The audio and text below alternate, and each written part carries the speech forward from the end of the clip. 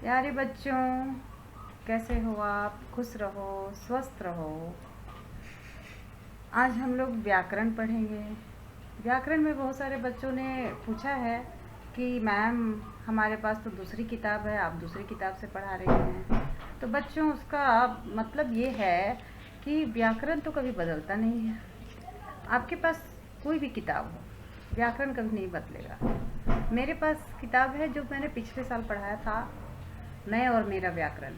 मैं उसी से आप लोगों को पढ़ा रही हूँ। और आपका काम है, आप ध्यान पूर्वक देखिए मैं जो आपको बता रही हूँ। व्याकरण ऐसा चीज़ है बच्चों कि व्याकरण जो है आपको समझने का चीज़ है।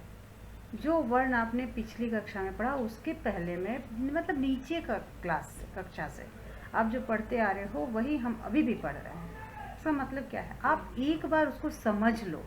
एक बार समझ लोगे, व्याकरण कभी आपसे गलत नहीं होगा। लेकिन जब उसको रटने की कोशिश करोगे तो व्याकरण रटा नहीं जाता है बच्चों, व्याकरण समझा जाता है। व्याकरण को आप समझिए। तो पिछली कक्षा में भाषा और विचार पहला पाठ हम लोगों ने पढ़ा था। उसमें हम लोगों ने अंत किया था व्याकरण। व्याकरण किसे कहते हैं, वहाँ से व्याकरण किसे कहते हैं हमने बताया था। जो भाषा को का शुद्ध ज्ञान दे, भाषा को जो शुद्ध रूप से लिखने और बोलने का ज्ञान दे, वही क्या नियम बताए, वही व्याकरण है। तो व्याकरण का हम लोगों ने क्या पढ़ा था? और व्याकरण का हम लोगों ने पढ़ा था कि व्याकरण के कितने क्या हैं, अंग हैं। व्याकरण के 3 अंग हैं। कौन कौन से? वर्ण, शब्द और वाक्य। तो सबसे पहला क्या है? वर्ण। दूसरा क्या है? शब्द। तीसरा क्या है? वाक्य। तो बच्चों, सबसे अंत में कौन सा है? वाक्य। तो वाक्य जो है तीसरे नंबर पे है। तो वाक्य क्या है? व्याकरण का भाषा की सबसे बड़ी इकाई है, ठीक है। और शब्द उससे छोटी और वर्ण उससे छोटी, अर्थात वर्ण क्या हुई? भाषा की सबसे छोटी इकाई है। वर्ण भाषा की सबसे छोटी इकाई है। इसके खंड और टुकड़े नहीं हो सकते हैं। तो भाई वर्ण आया कहाँ से? वर्ण है क्या? हम जब भी उच्चारण करते हैं, कुछ भी बोलते हैं, जो हमारे मुंह से ध्वनि निकली, जो भी ध्वनि निकली, आप उसको लिख दिए। अगर लिखे तो वही लिखित रूप क्या है? वर्ण है। और वर्ण भाषा की सबसे छोटी इकाई है। तो अब हम आते हैं वर्ण पे। वर्ण विचार आपके पाठ में, आपके व्याकरण के किताब में दूसरा पाठ है वर्ण विचार। तो हम लोग अब पढ़ेंगे वर्ण विचार। वर्ण भाषा की सबसे छोटी इकाई है। तो इसके साथ बताने के साथ ही आपको परिभाषा भी बता दिया जाए। तो वर्ण भाषा की सबसे छोटी इकाई है जिसके खंड या टुकड़े नहीं किए जा सकते हैं। जैसे क, च, ट, प, अ, कुछ भी बोल सकते हैं इसमें। अब वर्ण के भेद, वर्ण के 2 भेद, स्वर और व्यंजन। तो स्वर सबसे पहले हम लोग पढ़ेंगे स्वर, उसके बाद पढ़ेंगे व्यंजन। तो अभी हम लोग स्वर के बारे में चर्चा करते हैं। व्यंजन को आप छोड़ दीजिए, स्वर के बारे में जानिए। स्वर के 3 भेद हैं। पहली बात, स्वर कहते किसको हैं? स्वर हम लोग कहते किसको हैं? जिन वर्णों के उच्चारण में किसी भी चीज, किसी की सहायता नहीं ली जा सकती है, नहीं ली जाती है, वह स्वर है। वे स्वर कहलाते हैं। और स्वर कितने हैं?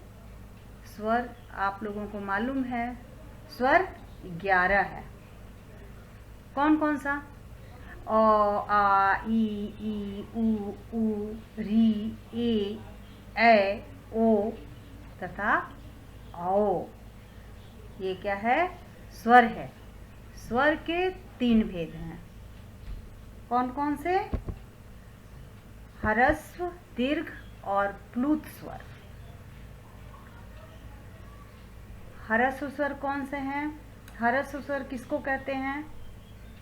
जिन स्वरों के उच्चारण में सिर्फ एक मात्रा का समय लगता है, यानी कि कम समय लगता है, सबसे कम समय लगता है, वो क्या है? स्वर है। तो स्वर कौन? स्वर 4 हैं। अच्छा, इसके पहले ये भी जान लो बच्चों कि अंग्रेजी में स्वर को भावेल कहा जाता है और इसकी सहायता के बिना किसी शब्द की रचना नहीं की जा सकती है। प्रत्येक व्यंजन में स्वर छुपा होता है। सही बात है, प्रत्येक व्यंजन में स्वर छुपा होता है। मैंने पहले भी बताया है कि जैसे हमने क कहा, क में अ का उच्चारण हो रहा है। उसी प्रकार कोई भी बिना स्वर के कोई शब्द बोला ही नहीं जा सकता है। हाँ, तो बच्चों स्वर के 3 भेद हैं, ह्रस्व स्वर, दीर्घ स्वर और प्लुत स्वर। ह्रस्व स्वर, ह्रस्व जिसमें एक मात्रा का समय लगता है, उसको बोलने में कम समय लगता है। ये सिर्फ 4 है। जैसे आपने समझा ना, कितने हैं स्वर? कितने हैं? 11 हैं। तो 11 में से सिर्फ 4 जो है वो स्वर हैं, अ, ई, उ और री। और उसके बाद आता है दीर्घ स्वर। तो 4 जब हट गया, बाकी कितना बचा? 7 बचा। ओ क्या कहलाया? दीर्घ स्वर कहलाया। आ, ई, उ, ए, ओ, औ। ये हो गया दीर्घ स्वर। इसको बोलने में ह्रस्व स्वर की अपेक्षा ठीक दुगुना समय लगता है, क्योंकि वो एक मात्रा लगता है, इसमें 2 मात्रा लगता है, अर्थात कि इसमें ह्रस्व से दुगुना समय लगा। उसके बाद एक आ गया प्लुत स्वर। प्लुत स्वर का क्या मतलब हुआ? प्लुत स्वर ये कहलाया कि आपको ह्रस्व और दीर्घ दोनों से अधिक समय लगता है प्लुत स्वर के उच्चारण में। जैसे कभी कभी आप उच्चारण करते हुए सुनते हैं हे राम, हे राम उच्चारण किया हमने, कितना समय लगा? दोनों की अपेक्षा अधिक समय लगा ना। उसी तरह उच्चारण किए ओम, अब बोलते चले जा रहे हैं, कितना समय लगा? जी हाँ, अधिक समय लगा। इसके बाद अनुस्वार। अनुस्वार का मतलब क्या होता है? किसी भी शब्द के ऊपर एक बिंदु लगा हुआ आप देखते होंगे, वही अनुस्वार है। इसको बाद में हम लोग और अच्छी तरह से समझेंगे। अभी आपका समझने का इतना ही ज़रूरत है। आगे जब पाठ के आगे बढ़ेंगे तो बताएंगे कि इस बिंदु, इस अनुस्वार का मतलब होता क्या है। अभी आप इतना ही समझें। एक शब्द के ऊपर जो एक बिंदु लगा हुआ होता है, जैसे दंत, ये हो गया अनुस्वार। उसके बाद आता है अनुनासिक। अनुनासिक में क्या होता है कि शब्द के ऊपर, किसी शब्द के ऊपर क्या होता है? चंद्रबिंदु लगा, उसको चंद्रबिंदु कहते हैं। उसके उच्चारण करने में नाक और मुख दोनों से वायु निकलती है, यानी कि आप इतना आसानी से ये समझिए कि दोनों ही प्रभावित होता है। और अनुस्वार जो हमने बतलाया, उसको बोलने में सिर्फ नासिका प्रभावित होती है, नासिका से सिर्फ वायु निकलती है। और अनुनासिक को बोलने में नाक और मुख दोनों ही प्रभावित होता है। ऐसा जैसे लगता है जैसे कि बोलते समय हमारा तालू एक दूसरे को स्पर्श कर रहा है। जैसे आप ऐसे समझिए कि जैसे आप बोले दंत, आप बोल कर देखो, पढ़ने का ज़रूरत नहीं है, किताब का देखने से या किसी के कहने पर मत जाओ, आप खुद बोल कर देखो, उच्चारण में आपको स्पष्ट अंतर नज़र आएगा। जैसे आपने कहा दंत और बोला दांत, अंतर है या नहीं है? यही है अनुस्वार और अनुनासिक। अब विसर्ग। विसर्ग क्या होता है?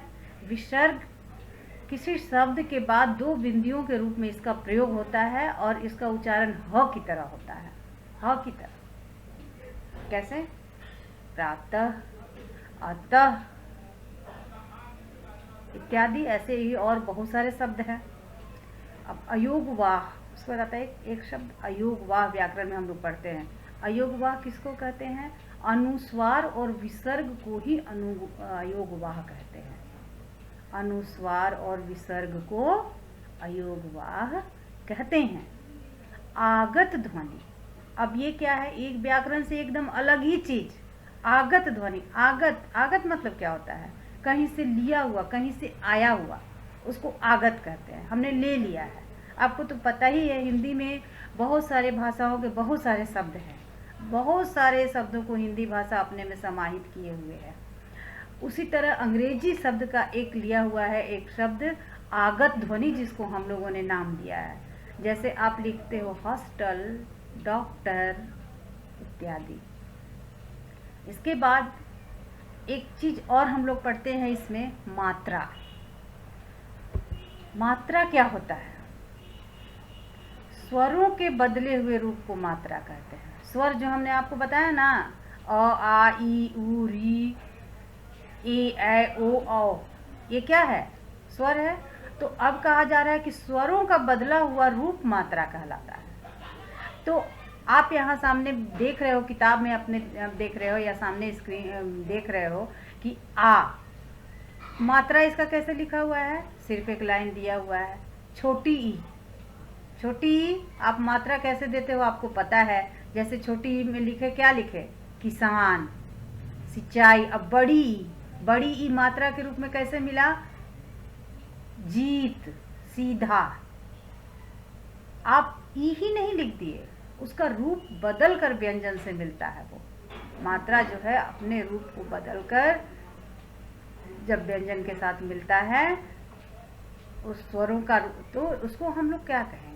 स्वरों के बदले हुए रूप को मात्रा कहते हैं। यहाँ आप स्पष्ट रूप से देख सकते हैं। मात्रा के रूप में प्रयोग जो दिया हुआ है उसको आप पढ़ोगे, आपको पूरी अच्छी तरह समझ में आएगा कि स्वर का कैसे रूप बदलकर व्यंजन के साथ मिलकर कैसे अपना रूप बदलता है। तो बच्चों, स्वरों के बदले हुए रूप को मात्रा कहते हैं। स्वर अपने परिवर्तित रूप में व्यंजन के साथ मिलता है। आज का पाठ यहीं समाप्त होता है।